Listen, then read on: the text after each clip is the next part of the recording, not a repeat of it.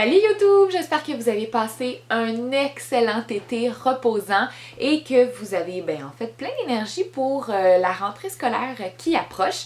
Donc pour moi, je commence la semaine prochaine, alors c'est pour ça que j'ai voulu faire comme un petit retour en douceur avec des tout cartons et des livres pour la petite enfance. Je sais qu'il y a beaucoup de parents qui m'écoutent, de jeunes enfants comme moi. Alors ce sont vraiment tous des livres que j'ai testés avec mes enfants. Vous allez voir, ils ont été maganés, ils ont été manipulés parce qu'on les a lus beaucoup cet été. Avant de me lancer dans le vif du sujet, je veux juste toujours vous rappeler que ce sont des livres que je reçois gratuitement à la maison, donc en collaboration avec les maisons d'édition. Toutefois, j'ai pas d'obligation de contenu à créer avec ces livres-là. Je suis pas obligée de vous en parler, donc c'est vraiment une critique qui est 100% franche et 100% authentique de ma part. Je vais commencer. Je sais que je dois pas faire ça là, parce que je devrais vous dire qu'à la toute fin, il y aura mon coup de cœur. Mais honnêtement, je les aime presque... Tu sais, je les ai vraiment tous aimés en fait dans la pile. Mais celui-là, c'est vraiment mon coup de cœur parce qu'il est très différent de ce que j'avais en fait dans ma bibliothèque. Et il s'agit en fait de Bing Bang Bong. C'est un livre écrit et illustré par Élodie Duhamel, qui est une autrice qu'on adore ici à la maison. On a beaucoup de ses livres et elle a beaucoup illustré de livres, mais là, elle en sort de plus en plus avec sa plume à elle et... on les adore, on l'aime vraiment beaucoup. C'est publié chez La Courte Échelle. Et en fait, c'est un livre de bruit. On est dans un livre où l'enfant doit anticiper, doit créer un bruit. On est dans la rigolade, on est dans les gestes, on est foufou avec les enfants. C'est vraiment un coup de cœur. J'ai une 18 mois à la maison et j'ai un 3 ans et demi. Et honnêtement, les deux raffolent de cette œuvre. Alors, je vous lis un petit extrait là, pour que vous compreniez l'essence du livre. Ça fait quel bruit? Une bêtise. Et là, si vous voyez, là ici, on a donc une main qui tend une aiguille. Alors, ça pourrait faire quel bruit? Ça fait POW! Parce qu'en fait, dans la seconde double page, on allait éclater un ballon. Et c'est ça pour plein de choses. Ça fait quel bruit des amis? Mouah! Ça fait quel bruit une chaussette? Pouah!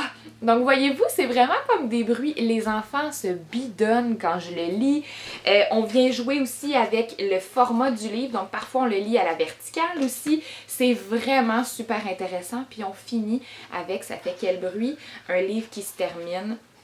Et on voit donc l'enfant qui sommeille, ce qui est pas toujours le cas, on s'entend après avoir lu un livre aussi agréable avec nos enfants, mais bref, si vous avez des jeunes cocos à la maison, c'est vraiment un coup de cœur. Ici, ça a été un coup de cœur pour ma fille, et quand je dis un coup de cœur, là, vraiment, on le lit au moins 5 fois tous les soirs. C'est Oh! Donc, c'est de Caroline Marola et toujours publié chez La Courte Échelle. Et en fait, on a un livre où on vient jouer avec les illustrations, on vient faire des illusions d'optique qui est vraiment ce que Caroline Marola adore faire. En fait, dans ses illustrations, on a quelques autres de ses œuvres à la maison. Et par exemple ici, oh non, petit loup il a vraiment peur parce qu'il passe devant la maison de Monsieur Papillon puis aperçoit un énorme poisson. Et là, vous voyez, on a comme une ouverture dans la page, puis quand on tourne, ah, mais non, ça, ma fille, mais non, tu sais, elle répète après nous, c'est pas un poisson, c'est Monsieur Papillon dans son salon.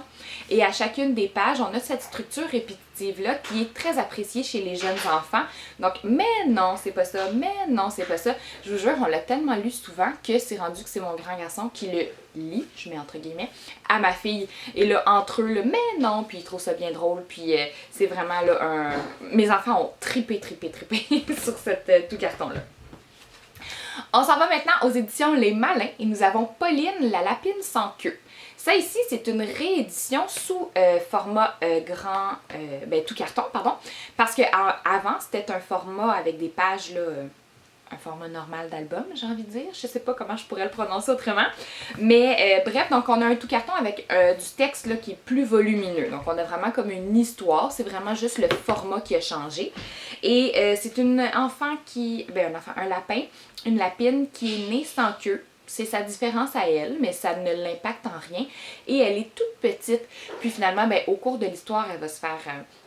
agacée, elle va devoir comme apprendre à vivre avec des moqueries, mais finalement dans l'histoire ils vont avoir besoin d'elle et le fait qu'elle n'ait pas de queue va l'aider à réussir quelque chose que tous les autres lapins n'auront pas réussi.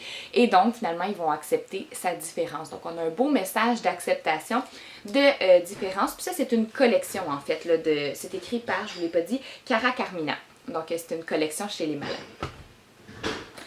Nous avons, je l'ai oublié dans la courte échelle, j'aurais dû les mettre ensemble, c'est de ma faute, la bédaine de papa. Donc, la bédaine de papa, c'est écrit par Frédéric Lénard et illustré par Sylvain Bouton. Et c'est bien drôle parce qu'on parle d'un papa qui n'a pas de cheveux, on parle d'un papa qui a une bédaine et le petit garçon, dans le fond, là, il vient questionner tout ça, il vient, tu sais, c'est comme un hommage au papa. On vient parler de son petit frère qui est né et que papa avait la même bédaine que maman. Donc c'est vraiment juste comme pour jouer. Puis là, on parle que la bédaine, ben c'est parfait pour comme un oreiller, c'est parfait pour rebondir dessus. Peut-être qu'il pourrait même l'escalader. Puis voyez-vous les pages?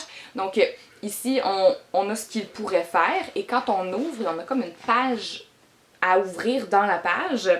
Et il y a plein de choses qu'on peut faire avec la bédaine de papa. On peut glisser, on peut l'escalader, on peut sauter. Donc, encore une fois, on imagine avec les enfants, puis on lâche notre fou.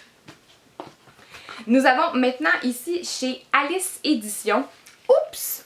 Ça aussi, ça a été bien apprécié. Vous voyez, la couverture, là, elle a été quand même bien maganée parce que ça a été beaucoup lu par ma fille. Oups! C'est un enfant qui lance tout par terre. Donc, si vous avez des jeunes enfants, vous allez comprendre que c'est à l'infini, ça, en fait, d'aller ramasser ce que l'enfant a lancé par terre. Et à chaque page, on a une personne dans la vie de l'enfant qui vient l'aider. Donc, là, par exemple, la première page, un petit poids, on voit l'enfant. Oups! Et là, papa. Donc, très peu de mots, toujours une structure répétitive. Un tracteur, oups! Une grande sœur. Donc, c'est la grande sœur qui va lui redonner et tout. Puis, on voit qu'au fur et à mesure que les pages avancent, les parents et l'entourage est de moins en moins coopératif. On le voit dans leur visage, puis ils trouvent ça drôle. Et là, on voit oups, oups, oups. Un moment donné, on a des pages que c'est juste des oups, oups, oups. Là, ils se retrouvent sur une montagne. Mais là, attention, il réalise qu'il a lancé son toutou. Alors là, il dit « Oh, s'il vous plaît, aidez-moi à ramener mon toutou. » Puis là, on a toute la famille qui sont comme moi. Mais là, nous, ça fait une demi-heure qu'on te ramasse tes affaires. Donc, c'est vraiment un livre qui est empreint de la réalité, j'ai envie de dire. C'est super concret pour les enfants et pour les parents. Donc, je pense que c'est un livre qui est très drôle à lire pour nous. C'est de Yann Dehaes. Nous avons maintenant, je vais juste regarder si j'en ai d'autres chez Alice pour vous les mettre. Oui, donc j'en ai un autre et celui-là aussi, je pense. Oui, j'en ai deux autres. Donc j'avais mal fait ma pile, pardon. Heureusement que tu n'es pas une pieuvre. Celui-là ici, il est bien drôle parce que c'est un enfant qui est comme « Oh là là, j'ai mis mes deux jambes dans le même pantalon. » Et son parent lui répond « Oh, pauvre trésor, heureusement que tu n'es pas une pieuvre. » Et là, la page suivante, c'est une pieuvre qui met son pantalon. Donc, tu sais, avec l'enfant, pourquoi heureusement que tu n'es pas une pieuvre? Ben parce que lui, il n'a pas juste deux jambes, il y en a 8. Et donc là, lui, il a 8 fois une jambe à mettre. Mais là, l'enfant, la pieuvre, devient celui qui « Oh là là, je trouve pas ma 8e chaussette. » Puis là, ben, papa répond « Ah, pauvre trésor, heureusement que t'es pas un 1000 pattes. » Pourquoi? On tourne la page. Ben parce que 1000 pattes, lui, il en a 1000 chaussettes à mettre. Donc, vous voyez, on a comme une structure en boucle, mais c'est intéressant parce que c'est jamais le même personnage. Donc, on vient anticiper pourquoi ça va être ce personnage-là et qu'est-ce qu'il va faire. Puis, ben, à la toute fin, moi, j'ai toujours un petit coup de cœur pour ce genre d'œuvre-là. À la toute fin, ben, c'est un monstre à gratouille. Et là, à la fin, ben, qu'est-ce qu'il va vouloir faire? Il va vouloir aller gratouiller, chatouiller l'enfant lecteur. Alors ça, à chaque fois, là, tu sais, moi, c'est rendu que ma fille, elle ouvre juste cette page-là. Parce qu'elle veut juste se faire chatouiller, finalement. Toujours chez Alice Éditions, nous avons Tu veux jouer? C'est écrit par Marie-Cécile Dardenne et illustré par Maude Rogier. Et Rogier, je m'excuse, je ne sais pas comment prononcer le nom de famille.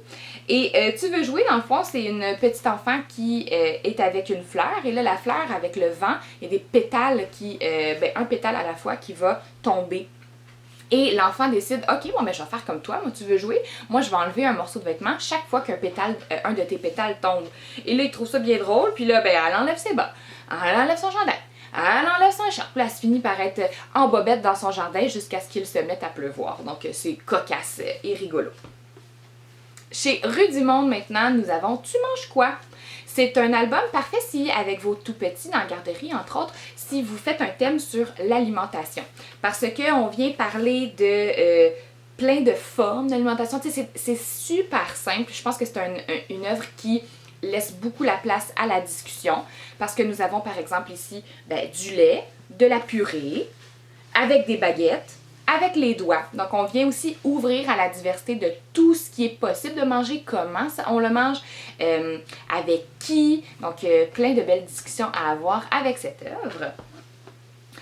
Chez les éditions des éléphants, nous avons une nouveauté de Michael Escoffier qui est Roule Copain.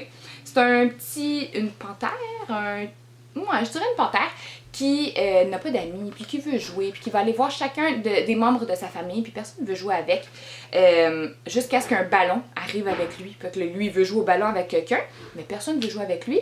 Mais le ballon, en fait, c'était un tatou. Donc, je pense que c'est ça qu'on appelle. Donc ici, un tatou. Alors, finalement, il va pouvoir se lier d'amitié avec le tatou, mais là, ils ne savent pas à quoi jouer. OK? Et je termine ici avec Les Trois Lapins. Donc, c'est un livre pour jouer. C'est publié chez L'Élan Vert. Et Les Trois Lapins, on a un méchant loup qui arrive. Et là, on va avoir des actions à faire pour protéger les lapins. Donc, parfois, on va les protéger de la pluie. Parfois, avec nos mains, on va devoir faire un pont pour qu'ils puissent le traverser parce que le pont s'est détruit.